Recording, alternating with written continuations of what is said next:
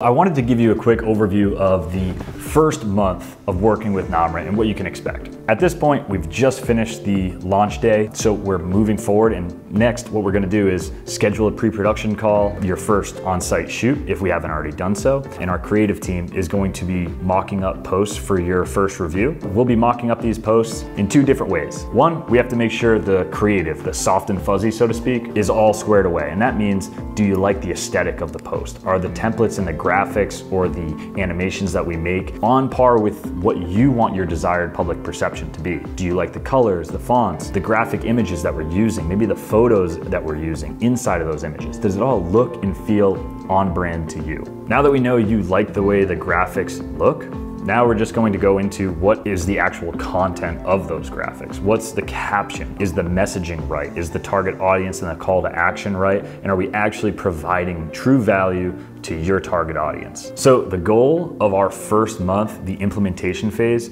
is all about communication and making sure that we're on the same page and you really love the content that's going out on social media so that you can save time later and don't have to approve posts every single week or every single month. Once we actually establish what you like and what you love, we'll be able to handle that content going out in the future. So by the end of the first month, posts have started going out onto your page and we're off and running.